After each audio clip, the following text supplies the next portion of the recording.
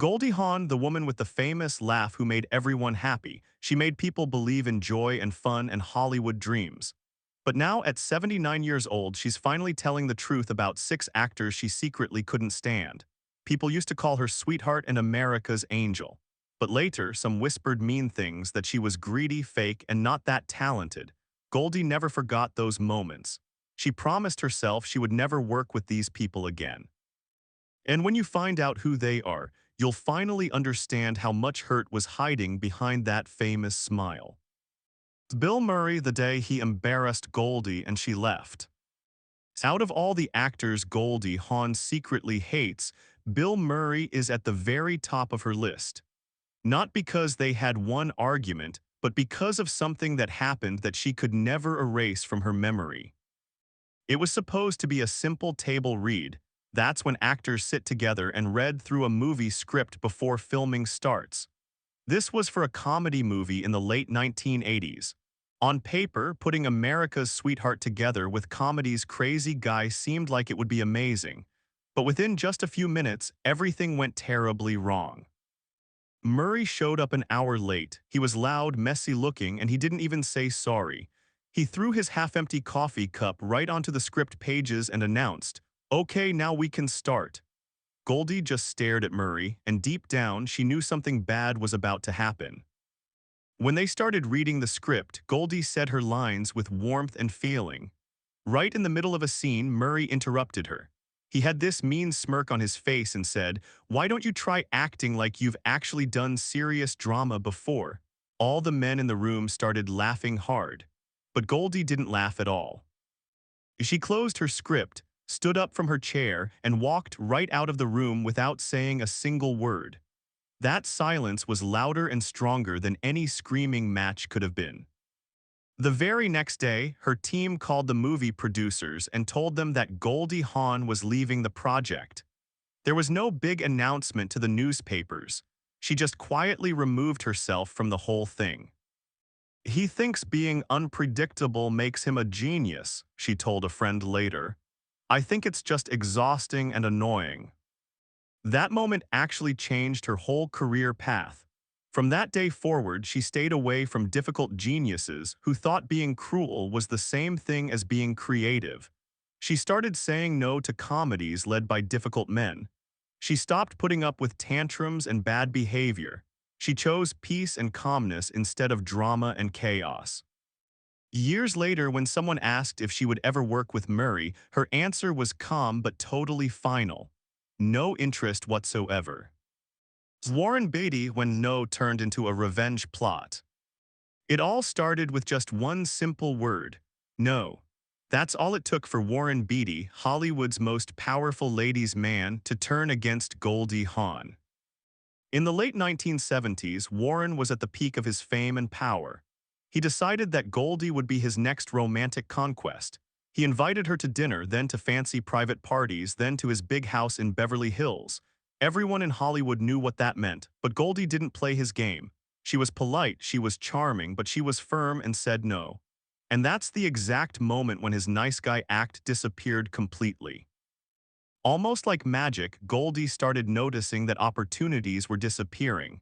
Movie scripts that producers had promised her suddenly vanished into thin air. Directors who had been super excited about working with her went completely silent. One movie producer even pulled her aside privately and warned her. "Warren is telling people you're difficult to work with. He's saying you're not serious actress material." It was sneaky and quiet, just a calculated smear campaign to ruin her reputation. "He doesn't handle rejection well," Goldie told people years later. "He punishes anyone who rejects him." Those 6 words explain absolutely everything. What started as a simple no thanks to a date became a vendetta, a long-term revenge plan that followed her through much of the early 1980s. Warren's influence and power in Hollywood were enormous, and he used that power without any mercy.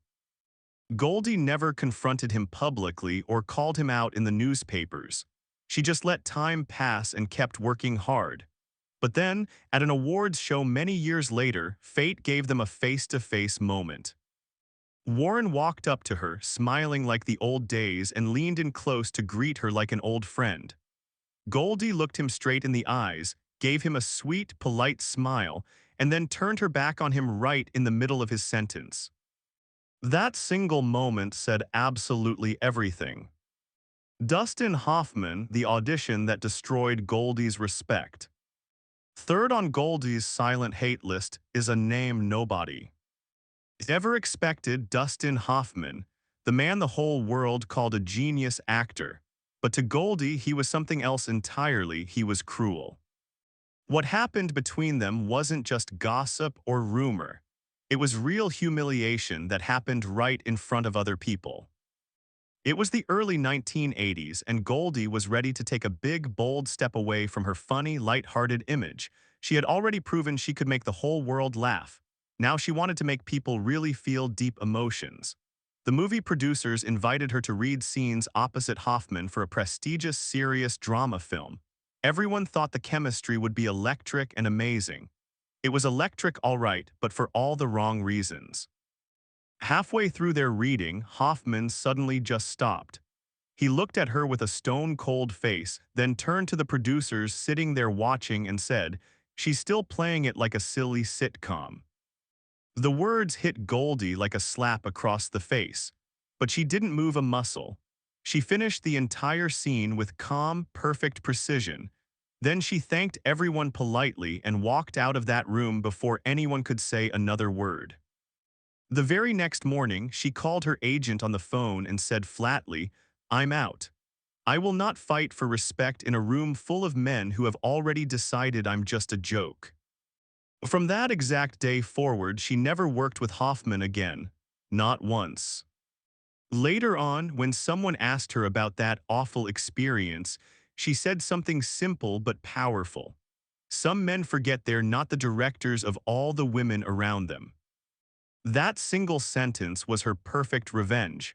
Hoffman thought he had exposed her weakness and proven she wasn't a good actress, but really, he only exposed his own arrogance and mean spirit. And Goldie, she just walked away from him and never looked back. Chevy Chase when arrogance destroyed their friendship. You want to know just how bad things got between them? Goldie Hawn once told a close friend, "If I ever have to smile next to Chevy Chase again in a movie, I'll quit Hollywood completely." That's how deep her hatred went. And that's why he's number 4 on her silent hate list. Back in 1978, a movie called Foul Play looked like a dream project on paper. Goldie was America's sweetheart. Chevy was comedy's hot new king.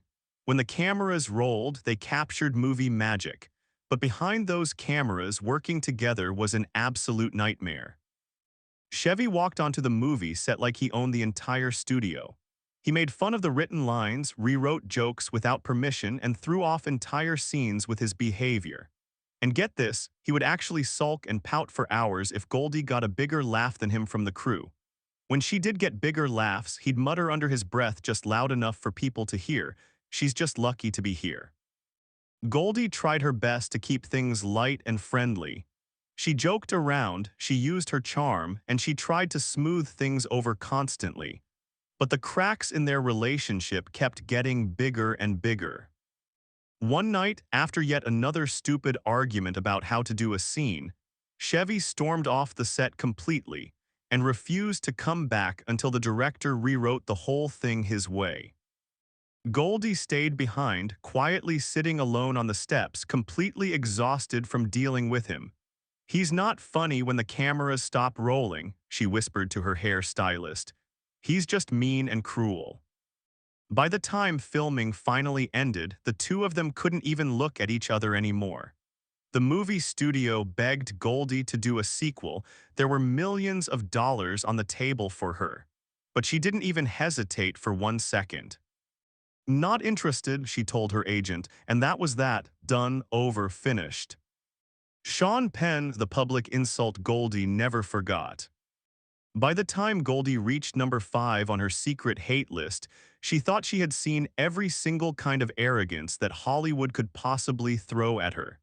She was completely wrong, because nothing prepared her for Sean Penn. This wasn't a fight on a movie set or some private grudge behind closed doors.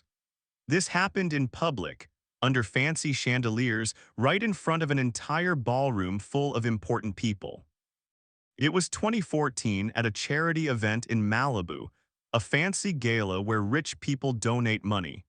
Goldie had been invited to give a short, heartfelt speech about mental health, something she cared about very deeply and personally. When she walked up to the stage, the whole room went quiet and respectful. Well, except for Sean Penn. From his table, he let out a loud sigh, rolled his eyes dramatically where everyone could see, and said loudly enough for people to hear, "Oh great, another celebrity wellness sermon." But when Goldie finished her meaningful talk to warm applause from most people, Penn leaned back in his chair, smirked with a mean smile, and said the line that would burn into her memory forever. She should J. Us to stick to giggling. Goldie didn't flinch or show any emotion on her face. She smiled calmly, raised her glass in a fake toast, and left the room early. In the car afterward, driving away, she finally spoke out loud about what happened. My whole entire career, and I'm still being reduced to just giggles and laughs. That was the exact moment she drew her final line in the sand. From that day forward, Goldie refused to attend any event, party, or gathering where Sean Penn's name appeared anywhere on the guest list. When someone asked her about him years later, she didn't even blink or hesitate. "Not my energy," she said simply.